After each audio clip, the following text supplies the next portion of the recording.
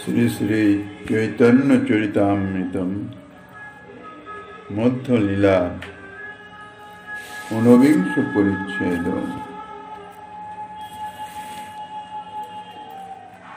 ন মেয় ভক্ত চতুর্বেদী মদ ভক্ত সপচঃ প্রিয়ঃ তস্मै দেয়ং ততু গ্রাহ্যং স চ পূজ্য যথার্থঃ। কলিযুগ পাবন অবতার পরম করুণাময় শ্রী গৌরাঙ্গ সুন্দরের পরম অন্তরঙ্গ প্রিয় পার্ষদ বর্জ পূজ্যপাদ শ্রী কৃষ্ণদাস কবিরাজ গোস্বামী মহাশয় তাহার শ্রী শ্রী চৈতন্য চরিতামৃত নামক শ্রী গ্রন্থে মধ্য লীলার ঊনবিংশ পরিচ্ছেদে প্রায় ক্ষেত্রে শ্রীমান মহাপ্রভুর সঙ্গে শ্রীরূপ গোস্বামী পাদের মিলন বর্ণনা করিতেছেন। শ্রীমান মহাপ্রভু বৃন্দাবন থেকে প্রত্যাগমন কালে প্রয়াগে এসে উপস্থিত হয়েছেন।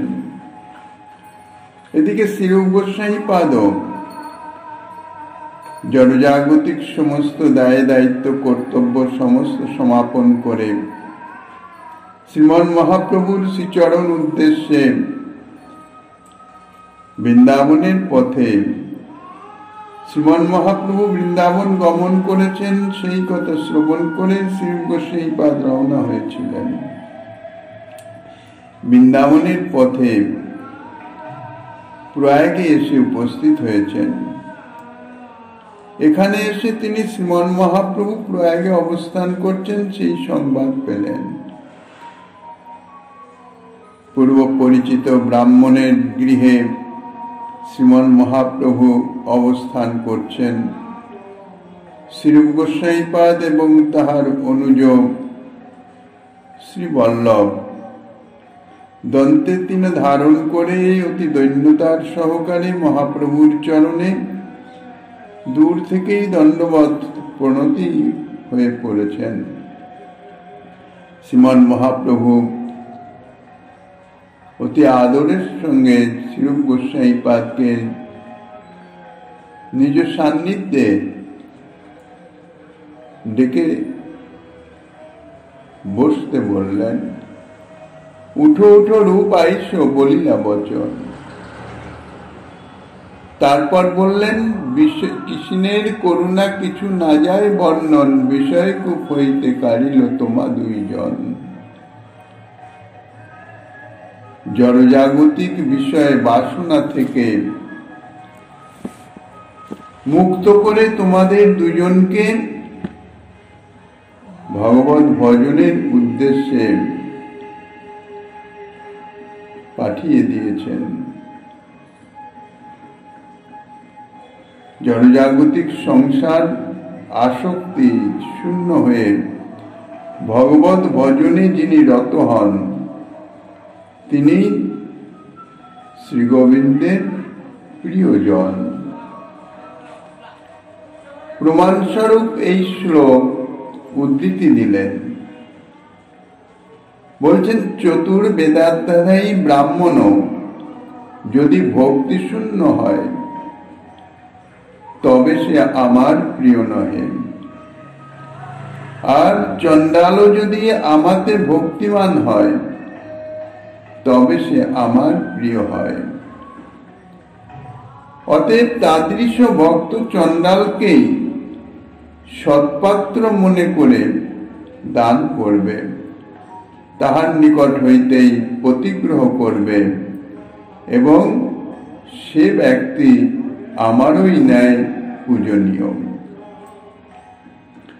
চতুর্বেদাধ্যায়ী ব্রাহ্মণ, বর্ণশ্রেষ্ঠ ব্রাহ্মণ শ্রী গোবিন্দ স্বয়ং ব্রহ্মণ্য দেব। সেই ব্রাহ্মণের কর্মই হচ্ছে যজন যাজন পঠন পাঠন অধ্যয়ন অধ্যাপন। বেদ অধ্যয়ন, বেদ অধ্যাপনা ইত্যাদি হচ্ছে ব্রাহ্মণের কর্ম। বেদ চারিটি, ঋক, যজুঃ, সাম, অথর্ব। যিনি এই চারিটি বেদের সম্বন্ধে বিশেষ পারঙ্গম, তানাকে চতুর্বেদী বলে, অর্থাৎ মহাপণ্ডিত। বলছেন সেই চতুর্বেদী ব্রাহ্মণ, তিনি ভক্তিশূন্য হলে প্রভুর প্রিয় নন। সাধারণত ব্রাহ্মণই হইতেছেন দান এবং প্রতিগ্রহ, অর্থাৎ ব্রাহ্মণের দানে অধিকার, প্রতিগ্রহের অধিকার। দান করতে হলে সৎপাত্র ব্রাহ্মণকেই দান করতে হয়। তস্মৈ দেয়ং, তাহাকেই দান করবে। অথবা শ্রী ভগবান বলছেন, আমা কর্তৃক দেহ বস্তু সমূহ বা আমা কর্তৃক দেহ বস্তু সমূহের মধ্যে যাহা সর্বোত্তম, সেই প্রেম ভক্তি আমি তাকেই দিয়ে থাকি। কাকে? না, যিনি ভক্ত। সে যদি চণ্ডালও হয় তবু তাকে দিয়ে দিই। ভক্ত সপচ দানের উপযুক্ত পাত্র বলে তাই তাকেই আমি দান করি। কোনো অভক্তকে আমি দেই না। অভক্তের ভক্তি পাওয়ার কোনো প্রশ্নই নাই, সে তো অভক্ত, কাজেই সে ভক্তি পায় না। আর প্রেম ভক্তি, সে তো ভক্তি, প্রেম ভক্তি সবই ভগবত কৃপা সাপেক্ষ।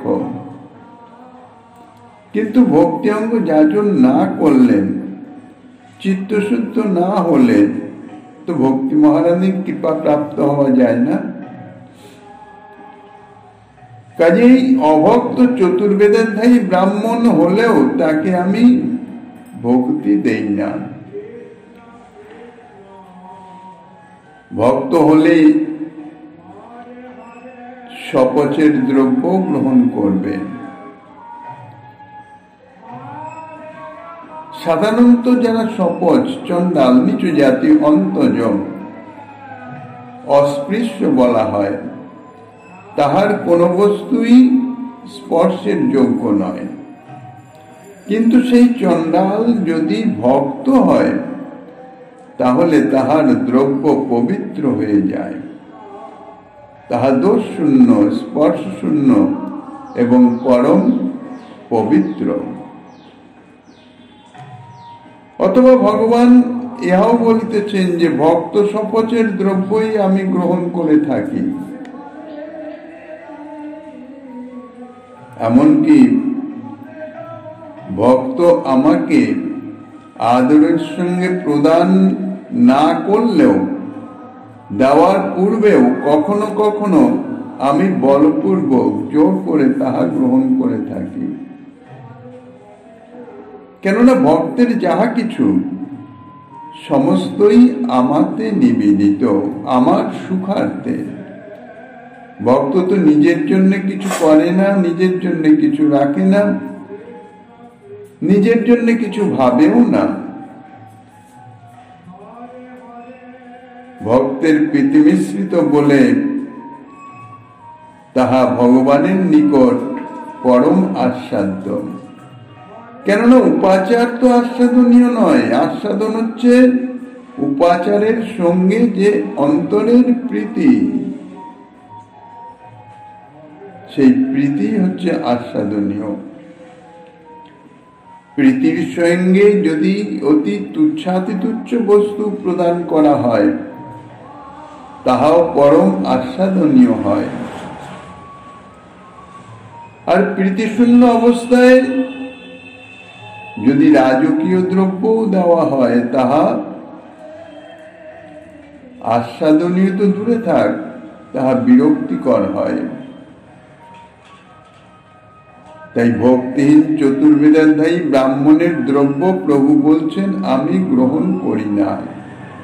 যেহেতু তাহাতে প্রীতিরস মিশ্রিত তো নেই, পরন্তু তার মধ্যে অহংকার অভিমান জনিত রজগুণ কষায়িত, এই জন্যে তাহা আমার পক্ষে ন্যাক্কারজনক, ঘৃণিত বস্তু। ভক্তবৎসল ভগবান যে জোর করেও ভক্তদ্রব্য গ্রহণ করে থাকেন, তাহার বহু বহু প্রমাণ আছে।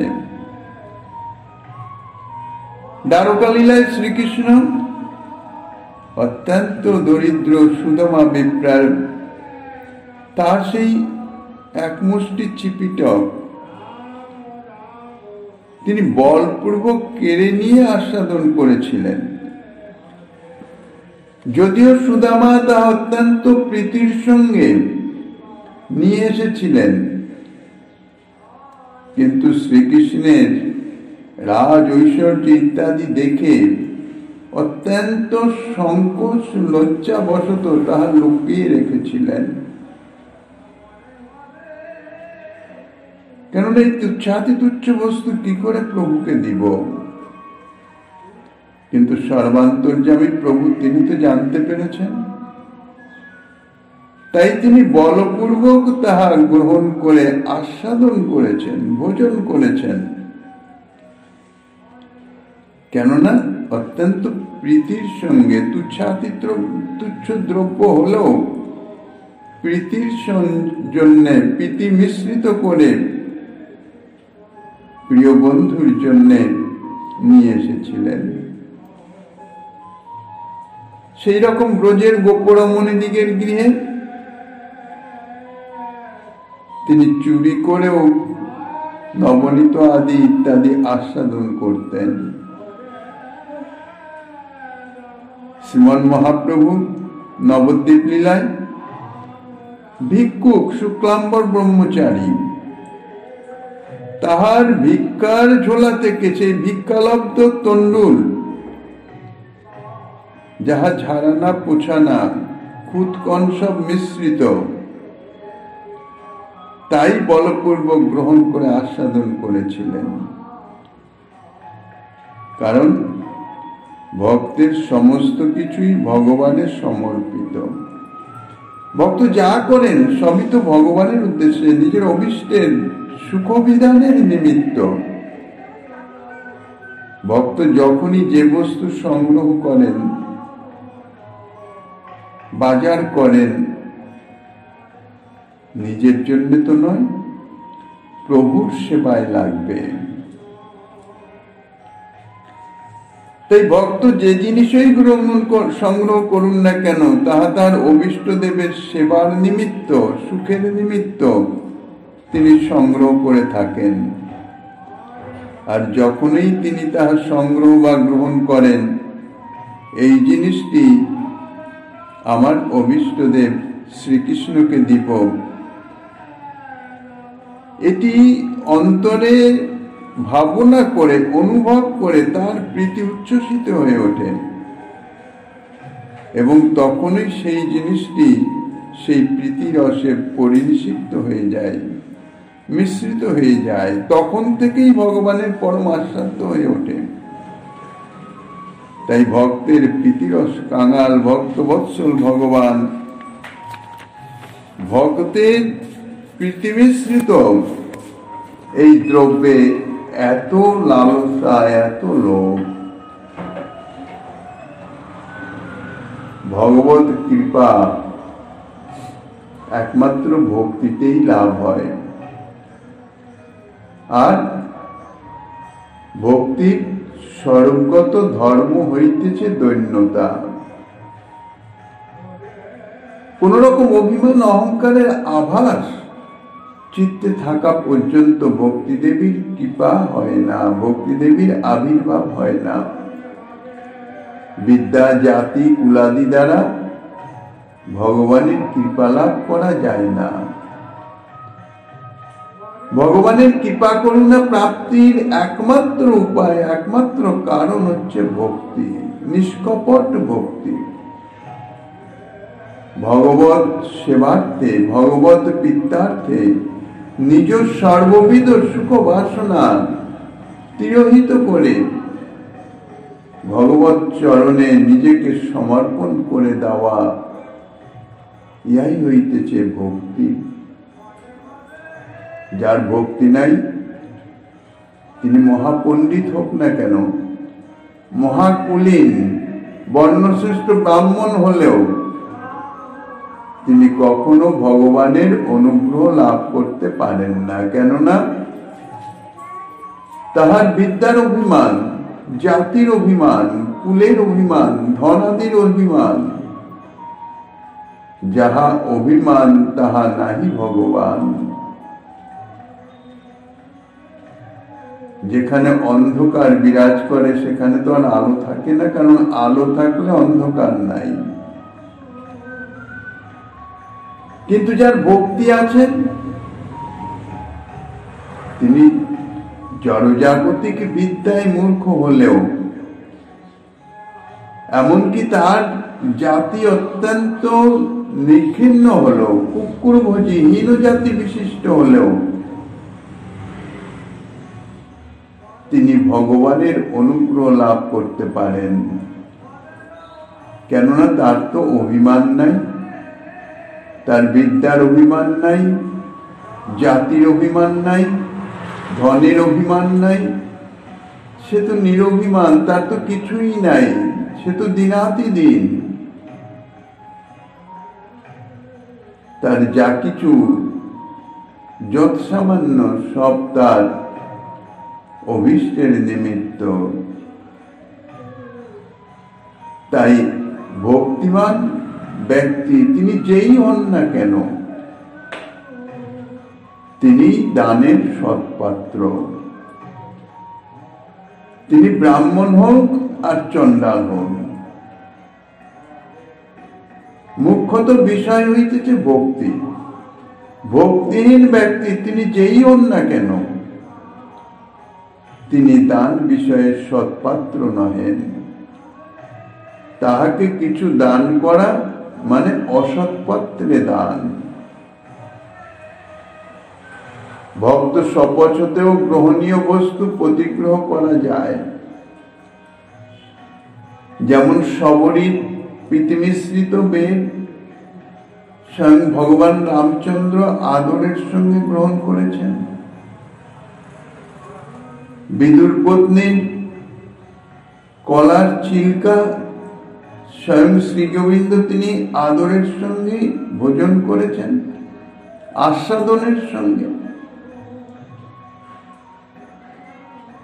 কেননা ভক্তি মিশ্রিত দ্রব্য। ভক্তিহীন পণ্ডিত ব্রাহ্মণের বস্তুও পবিত্র নহে, কেননা তাহা অভিমান অহংকার মিশ্রিত, রজগুণ মিশ্রিত। তাই তাহার জিনিস গ্রহণীয় নয়, অপবিত্র জিনিস গ্রহণীয় নয়, অপবিত্র বস্তু ভগবত সেবায় লাগে না। তাহলে যিনি ভক্তিমান, নিরভিমান, ভক্তিমান, ভগবত পিত্তার্থে যার সর্ববিধ চেষ্টা, তাদেরই ভক্ত। ভগবান যেরূপ পূজ্য, সেই ভক্ত সেও সেই রকমই পূজ্য।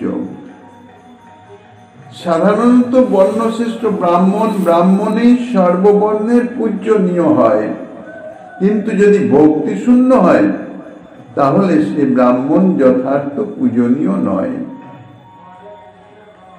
তার মানে এই নয় যে তাকে অশ্রদ্ধা করব। ভক্তির মহিমা খ্যাপন করিতেছেন। এই শ্লোকের প্রথম পাদের অর্থাৎ নমে ভক্ত চতুর্বেদী, এই অংশের নমে ভক্ত চতুর্বেদী এইরূপ পাঠান্তর দেখা যায়। পার্থক্য হচ্ছে অন্যায়। মেয়ের পরে একটা লুপ্ত অকার আছে, মেযুক্ত অভক্ত, মেয়ে অভক্ত, আর পাঠান্তরে সেটি নাই, সুতরাং সন্ধিও নাই। যাই হোক, চারিবেদে অভিজ্ঞ বিপ্র যদি আমাতে ভক্তিযুক্ত না হয় তাহলে সে আমার প্রিয় নয়। শ্রী ভগবানের প্রিয়ত্ব লাভ করতে হলে ভক্তি একমাত্র সম্বল করতে হবে, ভক্তি লাভ করতে হবে, ভক্তি মহারানীর কৃপা লাভ করতে হবে। শ্রীমন মহাপ্রভু এই শ্লোক পাঠ করতে করতে এই শ্লোক পড়ি দোহারে কইল আলিঙ্গন, কৃপাতে দোহার মাথায় ধরিল চরণ। প্রভু কৃপা পাইয়া দোহে দুই হাত জুড়ি, দিন হইয়া স্তুতি করে বিনয় আচরি। প্রভু অত্যন্ত কৃপা করে এই শ্লোক পড়তে পড়তে শ্রীরূপ এবং বল্লভকে আলিঙ্গন দান করলেন।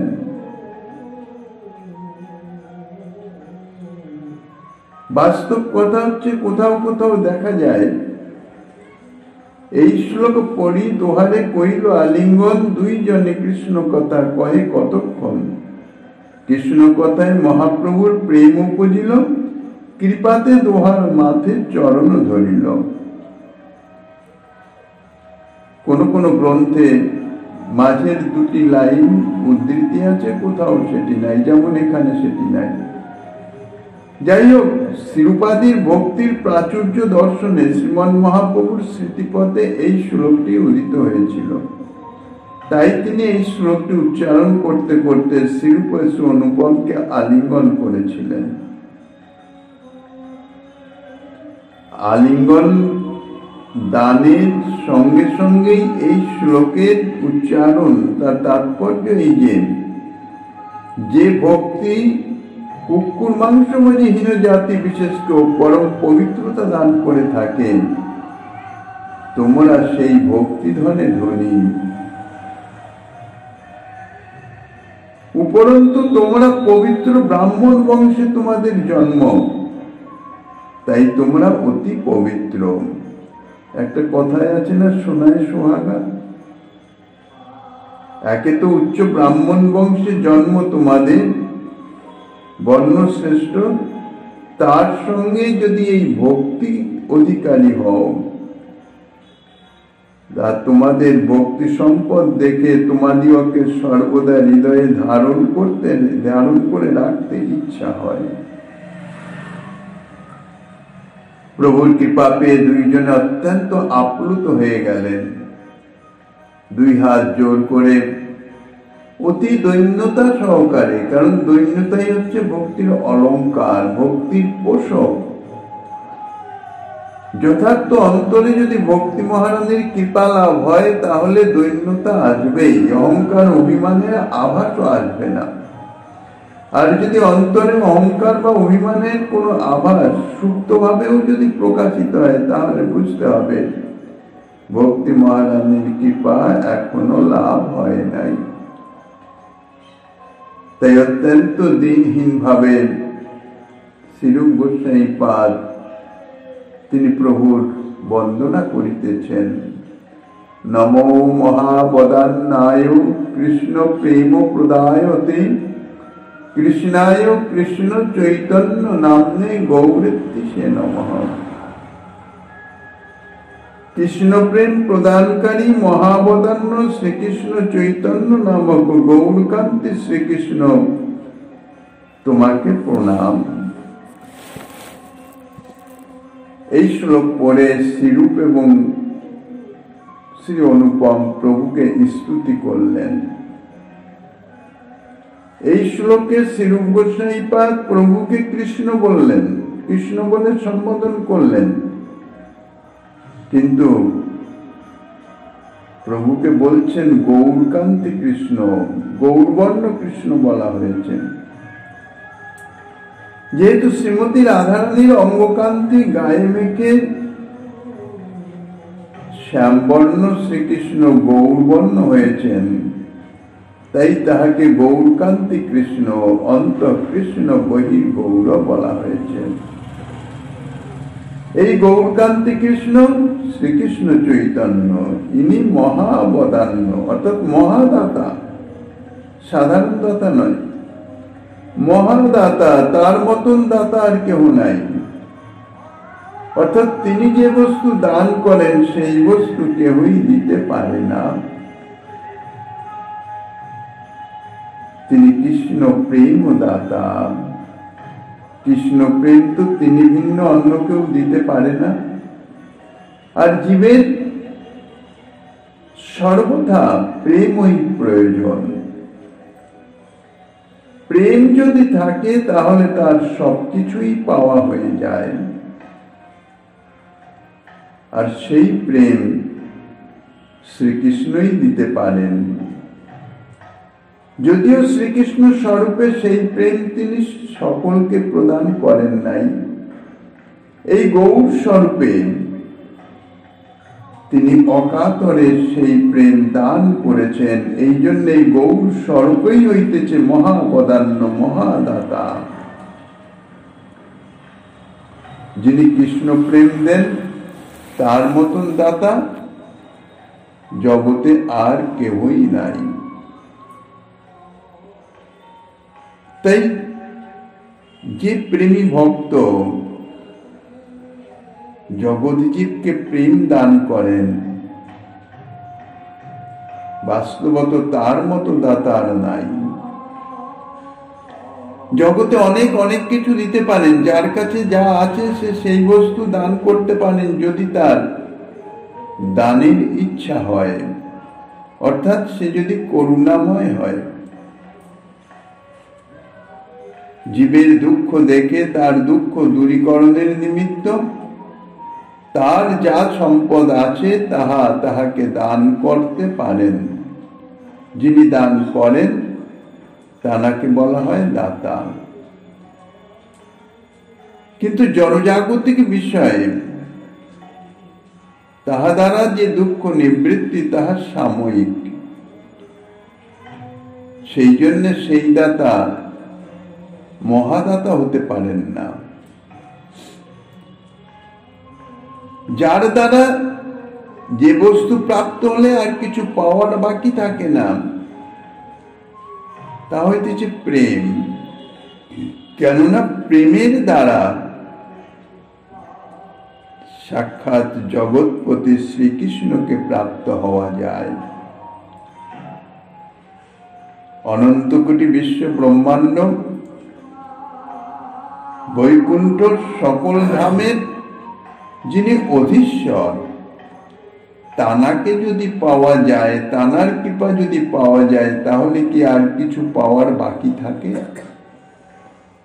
তাই শ্রীকৃষ্ণকে পাওয়া গেলে তো আর কিছু বাকি থাকে না। সেই শ্রীকৃষ্ণকে পাওয়ার যে মুখ্য উপায় প্রেম, সেই প্রেম যিনি দান করেন, তাই তানার মতন মহাদাতা আর দ্বিতীয় কেহ নাই। যো জ্ঞানমত্তম ভুবনং দয়ালু রূপা ভয়ন্নপা করত প্রমত্তম সপ্রেম সম্পদ সুদয়াদ ভূতেহং শ্রীকৃষ্ণ চৈতন্য মমুং প্রপদ্যে। পরম কৃপালুতা বশত যিনি অজ্ঞানমত্ত লোক সকলকে নিজ প্রেম ও সম্পত্তির অমৃত দ্বারা ভবরোগ মুক্ত করে তাহাদিগকে প্রেমোন্মত্ত করেছেন, সেই অদ্ভুত লীল শ্রীকৃষ্ণ চৈতন্য মহাপ্রভুর শরণাপন্ন হলাম। শ্রী গোবিন্দ লীলামৃতের বন্দনা শ্লোক। অজ্ঞান মত্তম, অজ্ঞানবশত সংসার সুখে মত্ত হয়ে আছে যারা, তাহারা হচ্ছে অজ্ঞান মত্তম। তাহাদিগকে শ্রীকৃষ্ণ চৈতন্য উল্লাঘয়ন অর্থাৎ ভবরোগ থেকে মুক্ত করে দিয়েছেন। এই যে ভবরোগ, ভবব্যাধি, এই ব্যাধি মুক্ত করেছেন কি ওষুধের দ্বারা? না সপ্রেম ও সম্পদ সুধয়া। নিজ বিষয়ক প্রেমরূপ যে সম্পত্তি, সেই সম্পত্তির রূপ সুধা অমৃত দ্বারা। কেননা অমৃত সেবনে সকলেই নীরব হয়ে যায়, রোগ ব্যাধি আর কিছু থাকে না, রোগ মুক্ত হয়ে যায়। কিন্তু স্বর্গের যে অমৃত, যাকে সাধারণত অমৃত বলা হয়, সেই অমৃতের পানে কেহ ভবরোগ থেকে মুক্ত হতে পারে না। বরঞ্চ বলতে গেলে ভবরোগ অর্থাৎ ভোগ বাসনা তাহা আরো বর্ধিত হয়।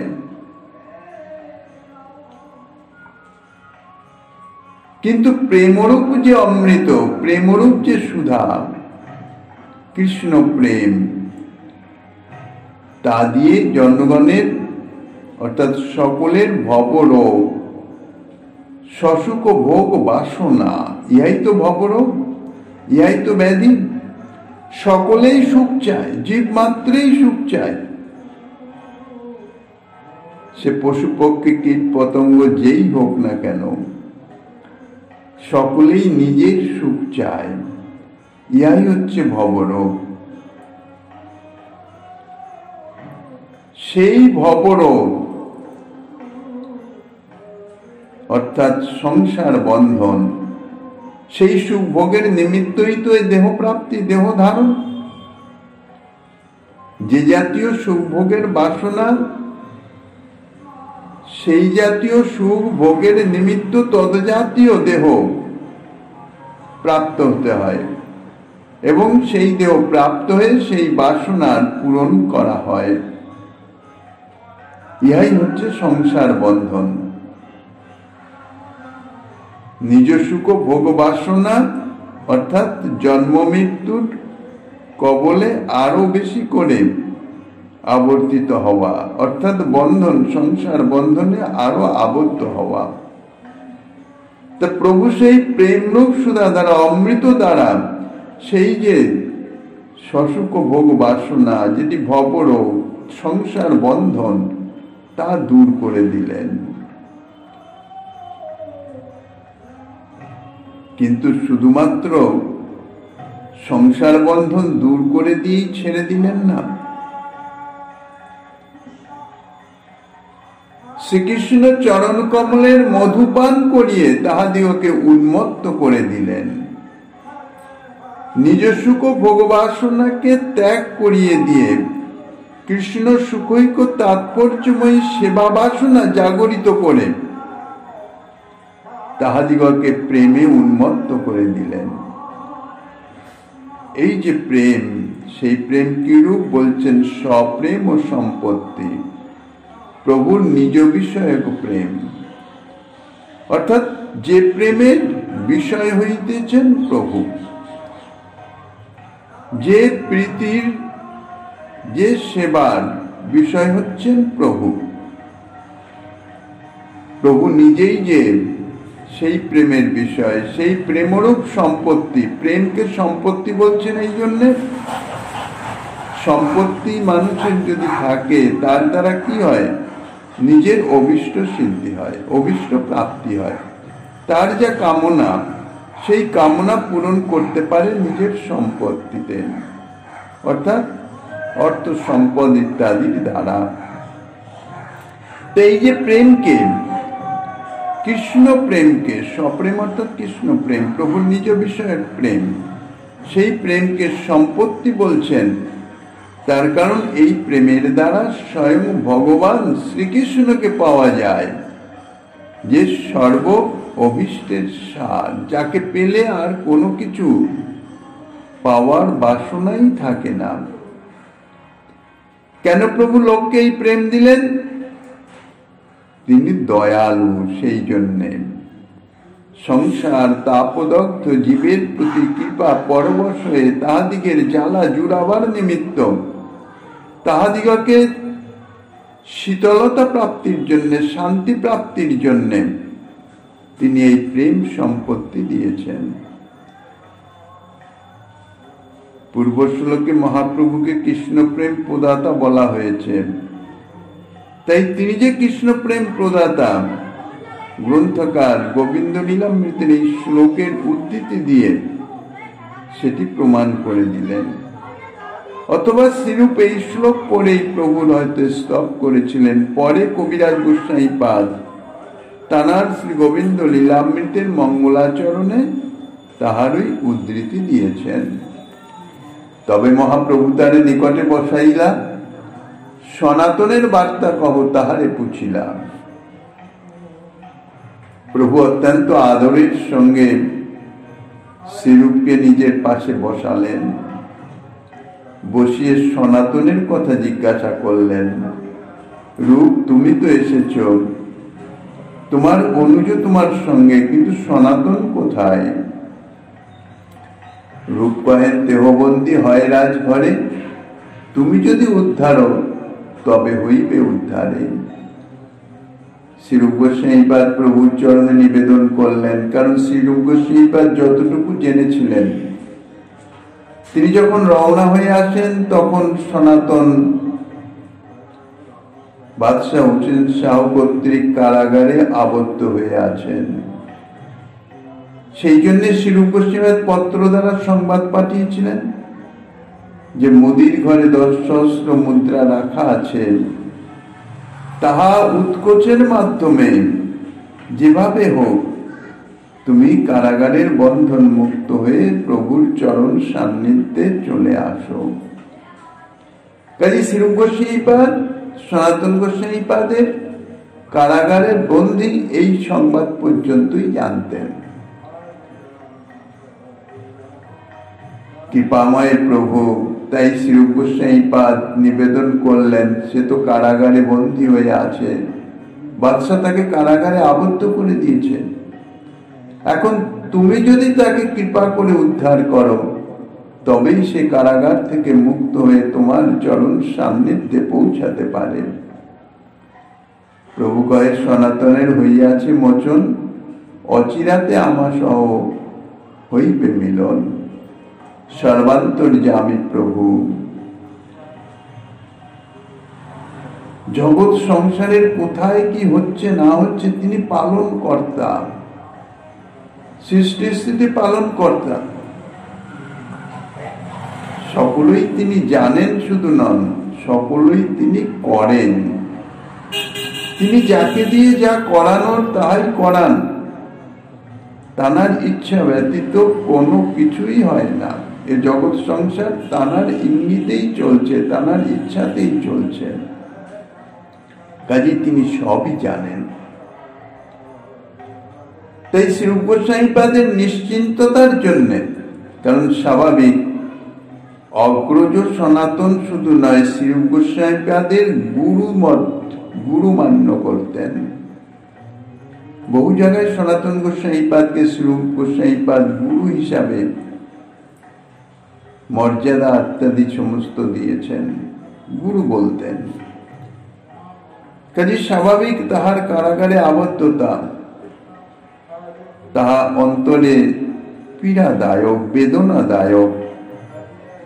সেই বেদনার নিবৃত্তির নিমিত্ত, শান্তির নিমিত্ত প্রভু শুভ সংবাদটা দিয়ে দিলেন যে সনাতনের কারাগার থেকে মুক্তি হয়ে গেছে এবং অতি শীঘ্রই আমার সঙ্গে তার মিলন হবে, অর্থাৎ তুমি নিশ্চিন্ত হয়ে যাও। মধ্যাহ্ন করিতে বিপ্র প্রভুরে কহিলাম, রূপ গোসাই সেই দিবস তথাই রহিলাম। মধ্যাহ্ন ভোজনের সময় হয়ে গেছে।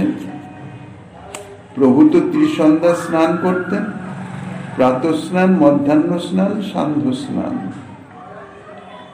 তাই মধ্যাহ্ন কীর্ত অর্থাৎ মধ্যাহ্ন স্নানাদি ইত্যাদি কীর্ত করবার নিমিত্ত সেই ব্রাহ্মণ প্রভুকে নিবেদন জানালেন। শ্রীরূপ গোস্বামীপাদ সেই ব্রাহ্মণের গৃহে প্রভুর সান্নিধ্যেই রইলেন। ভট্টাচার্য 2 ভাইয়ের নিমন্ত্রণ করিল, প্রভুর শেষ প্রসাদ পাত 2 ভাই পাইল। বলভদ্র ভট্টাচার্য তো প্রভুর সঙ্গেই আছেন, প্রভুর রসুইয়াদি কার্য বা প্রভুকে ভোজন করানো ইত্যাদি দায়িত্ব বলভদ্র ভট্টাচার্যের। তো সেই বলভদ্র ভট্টাচার্য তিনি শ্রীরূপ এবং শ্রী অনুপমের সেখানেই প্রসাদ পাওয়ার নিমন্ত্রণ দিলেন এবং প্রভুর যে অবশেষ পাত্র প্রসাদ তাহার রূপ এবং অনুপমকে প্রদান করলেন। ত্রিবেণী উপর প্রভুর বাসাঘরের স্থান, দুই ভাই বাসা করিল প্রভুর সন্নিধান। প্রয়াগে যে গঙ্গা যমুনা সরস্বতীর মিলনস্থান ত্রিবেণী, তাহার উপরেই অর্থাৎ তাহার অতি সন্নিকটে প্রভুর অবস্থানের স্থান।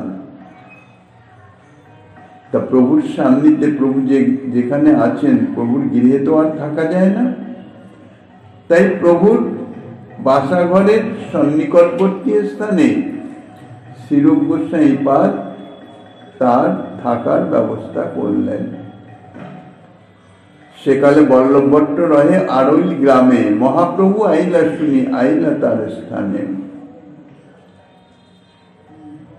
যখন প্রভু প্রয়াগে ত্রিবেণীর উপরে অবস্থান করিতেছিলেন, সেই সময় ত্রিবেণীর যে তীরে প্রভুর বাসা, প্রভু অবস্থান করছেন, তার বিপরীত তীরে একটি গ্রামের নাম হচ্ছে আড়ইল। সেইখানে বল্লভ ভট্ট অবস্থান করেন।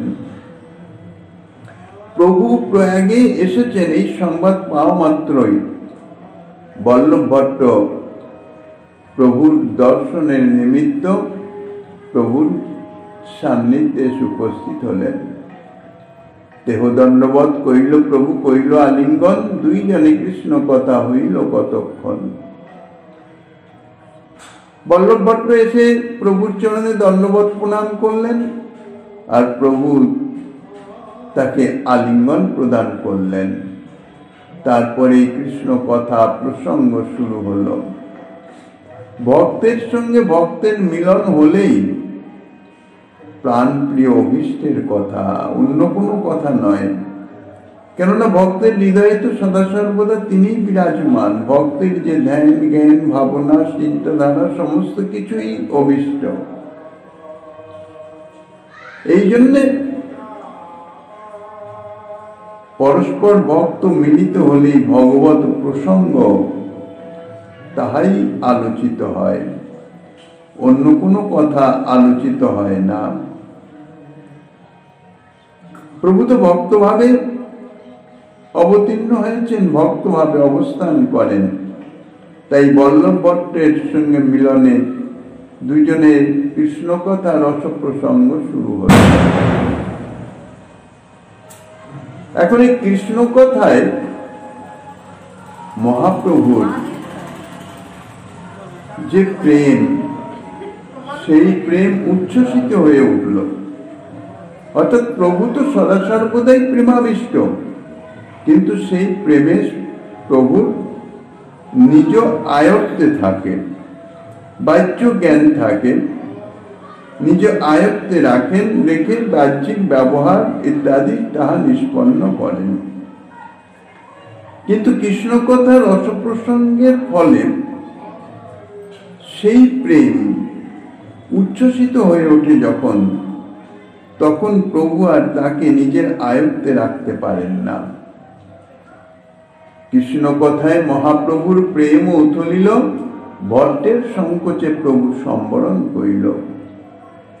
অন্তরে গড় গড় প্রেম নহে সম্বরণ, দেখি চমৎকার হইল বল্লভ ভট্টের মন।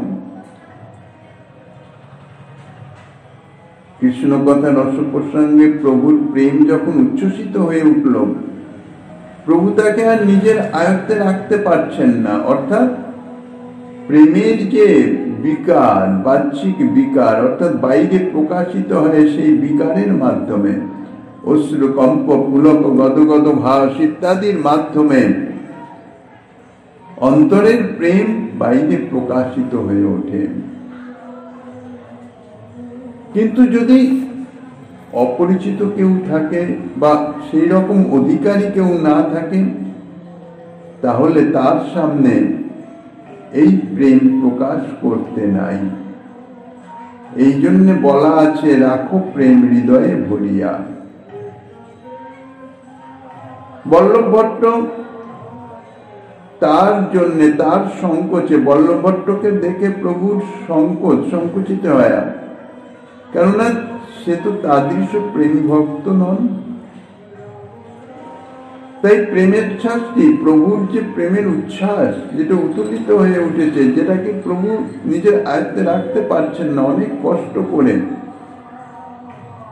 তিনি সেটিকে সম্বরণ করলেন, অর্থাৎ সাত্ত্বিক বিকারকে বাইরে প্রকাশিত হতে দিলেন না। কিন্তু করলে কি হবে?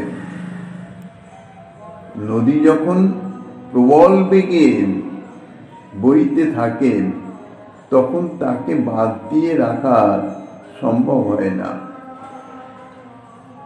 তাই বলছেন, অন্তরে গড় গড় প্রেম, ক্রমশ বর্ধনশীল প্রেম, অর্থাৎ যে প্রেম ক্রমশই চিত্তকে উদ্বেলিত করে বাইরে প্রকাশ পেতে থাকে। প্রভু কিছুতেই তাকে সম্বরণ করতে পারছেন না, চেষ্টা করছেন কিন্তু রাখতে পারছেন না। বল্লভ ভট্ট প্রভুর এই প্রেম দেখে অত্যন্ত আশ্চর্যান্বিত হলেন, চমৎকৃত হয়ে গেলেন। তবে ভট্ট মহাপ্রভুকে নিমন্ত্রণ করিল, মহাপ্রভু দুই ভাই তাহারে মিলাইল।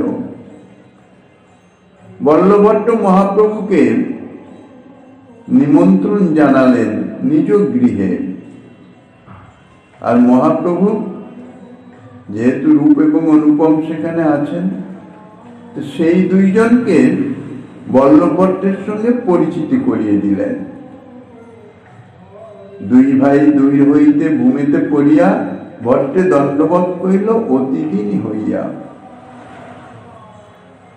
ভট্টের যে স্বাভাবিক দৈন্যতা, প্রভু যখন পরিচয় দিলেন তখন শ্রীরূপ এবং অনুপম তারা দূর থেকেই বল্লভ ভট্টকে দণ্ডবৎ প্রণাম নিবেদন করলেন। ভট্ট মিলিবারে যায় দোহে পলায় দূরে, অস্পৃশ্য পামরমুই না ছুঁইও মোরে।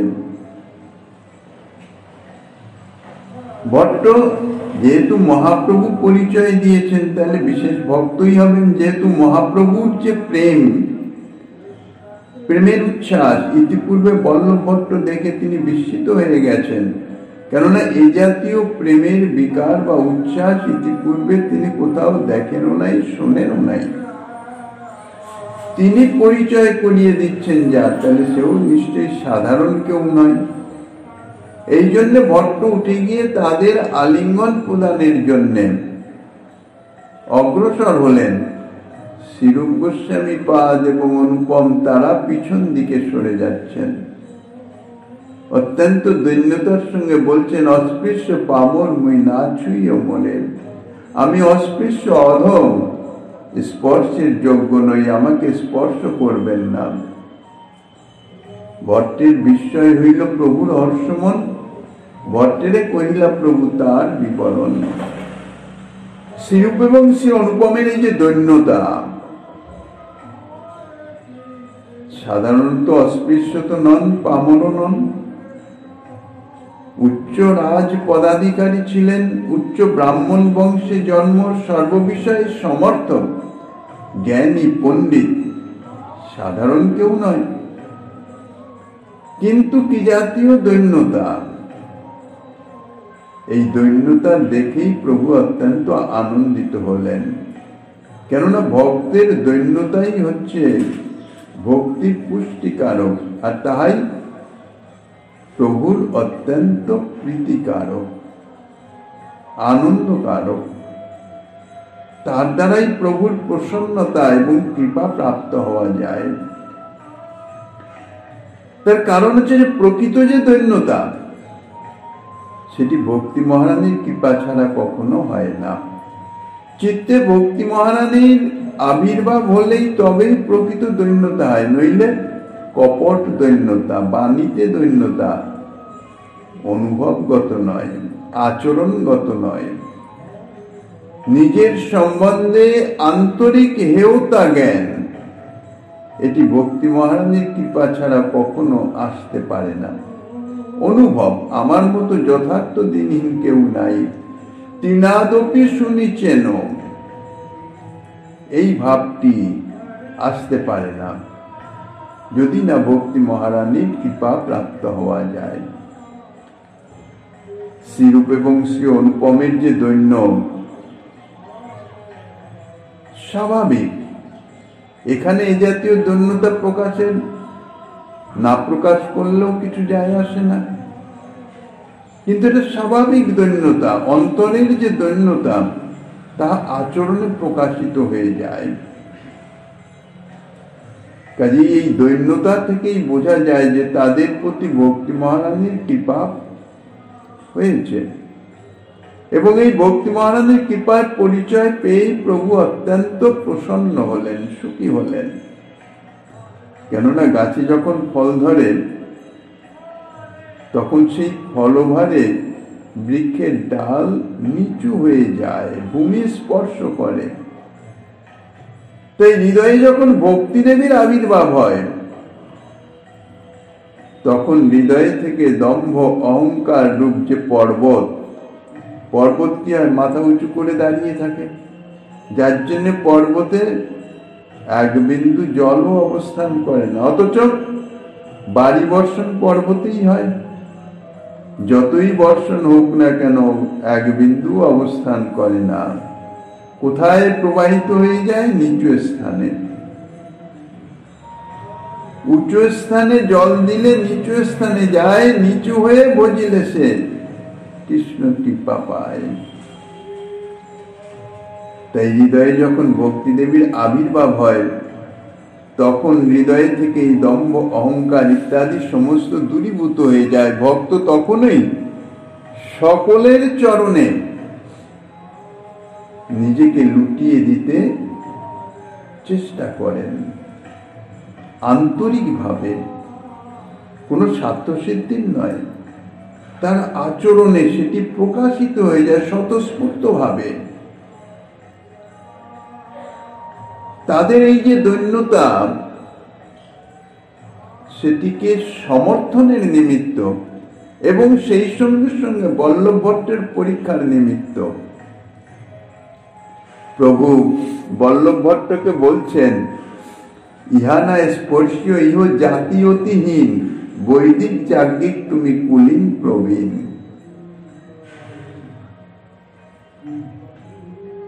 প্রভু বল্লভ ভট্টকে পরীক্ষা করবার জন্যই বললেন, কারণ বল্লভ ভট্টের মনে একটু অভিমান ছিল। সর্বান্তর্যামী প্রভু, তিনি তো সবই জানেন।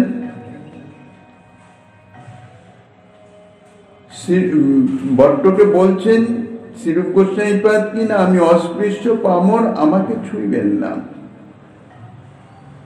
প্রভু সেই কথারই সমর্থনে ভঙ্গি করে ভট্টকে বলছেন যে হ্যাঁ হ্যাঁ, এই দুইটি লোককে স্পর্শ করো না, কারণ এরা অত্যন্ত হীন জাতি, হীন জাতিতে এদের জন্ম, আর তুমি তো বৈদিক যাজ্ঞিক কুলীন ব্রাহ্মণ, তোমার স্পর্শের যোগ্য নয়। কেননা বল্লভ ভট্টের মনে অভিমান ছিল, অহংকার ছিল তার কৌলিন্যের, আর দ্বিতীয়ত তার পাণ্ডিত্যের, বেদজ্ঞ ব্রাহ্মণ। তাই শ্রীরূপ যখন ভক্তি প্রণোদিত দৈন্যবশত নিজদিগকে হেয় বলে বর্ণনা করলেন, তখন স্বাভাবিক ভট্টের হৃদয়ে যদি অভিমান বা গর্ব থাকে, বাহ্যিক প্রকাশ হোক আর না হোক, সে একটু প্রশংসার মতন অবস্থার সৃষ্টি হলে সে একটু স্ফীত হয়ে যায়। তাই ভট্টের সেই গর্বের প্রতি লক্ষ্য করেই বোধহয় শ্রীমন মহাপ্রভু একটু পরিহাসের ভঙ্গিতে বললেন, হ্যাঁ এই দুইজন অতি নিচ, তুমি তো কুলীন ব্রাহ্মণ, বেদজ্ঞ পণ্ডিত ব্রাহ্মণ, এদের স্পর্শ করা তোমার পক্ষে যোগ্য নয়। তাৎপর্য হচ্ছে যে কৌলিন্য গর্বে তোমরা এই দুইজন বঙ্গদেশীয়কে হেয় মনে করতে পারো, কিন্তু এদের হৃদয়ের প্রকৃত পরিচয় পেলে বুঝতে পারবে যে এদের স্পর্শে অনেক কুলীন কৃতার্থ হয়ে যায়, পবিত্র হয়ে যায়। দোহার মুখে নিরন্তর কৃষ্ণ নাম শুনি, ভট্ট কহে প্রভুর কিছু ইঙ্গিত ভঙ্গি জানি। দোহার মুখে কৃষ্ণ নাম করিছে নর্তন, এই দুই অধম নহে, হয় সর্বোত্তম। বল্লভট্ট প্রভুর কথা শুনলেন আর এদের দুজনের দিকেও দৃষ্টি দিলেন। ইতিপূর্বে প্রভুর সান্নিধ্য পেয়ে বল্লভট্টের হৃদয়ে অনেকটা পরিশোধিত হয়েছে, অহংকার অভিমান দূরীভূত হয়ে গেছে। প্রভুর যে প্রেম, সেই প্রেম দেখে অন্তত বিস্মিত হয়ে গেছেন। তা প্রভু যে পরিহাস ভঙ্গিতে বললেন, এ দুজন অতি নীচ অস্পৃশ্য, তুমি এদের স্পর্শ করো না। কিন্তু বল্লভট্ট এই দুজনের দিকে দৃষ্টি দিয়ে দেখছেন যে যাদিগকে প্রভু হীনজাতি অস্পৃশ্য বলে প্রকাশ করছেন, কিন্তু তাদের মুখে তো সর্বদাই কৃষ্ণনাম উচ্চারিত হইতেছেন, তাহারা তো সদা সর্বদাই নাম করিতেছেন। ভট্টাচার্য একটু বিস্মিত হলেন। যাহারা নিরন্তর কৃষ্ণনাম উচ্চারণ করিতেছেন, প্রভু তাহাদিগকে অস্পৃশ্য বললেন কেন? কারণ কি? এটা তো যথার্থ নয়, শাস্ত্রসম্মত নয়। প্রভুর উক্তির মধ্যে নিশ্চয়ই কোনো গূঢ় রহস্য আছে। তাই তিনি বললেন, প্রভু তুমি যে বলছো এরা অধম অস্পৃশ্য, কিন্তু আমার তো তা মনে হচ্ছে না। তার কারণ এদের জিহ্বায় সর্বদা শ্রীকৃষ্ণ নাম নিত্য করিতেছেন, নিরন্তর এরা কৃষ্ণ নাম করিতেছেন। ইহারা তো কখনো অস্পৃশ্য হতে পারে না, ইহারা তো অধম হতে পারে না। এরা তো অস্পৃশ্য অধম নয়, বরং পরম পবিত্র, পরম উত্তম।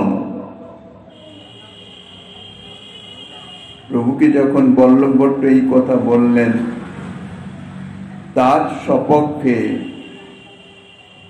শ্রীমদ্ ভাগবতের একটি শ্লোকের উদ্ধৃতি দিলেন প্রমাণ স্বরূপ। অহৌবত সপচয়ত গরিয়ান জিহ্বাগ্রে বর্ততে নাম তুভ্যাম তেপুষ তপস্তে জুহুবু সন্নুবার্যা ব্রহ্মানুচুর নাম গৃণতি যেতে। যার মুখে সদা সর্বদাই কৃষ্ণ নাম উচ্চারিত হয়, সে যদি চণ্ডালও হয় তাহলে সে সর্বোত্তম।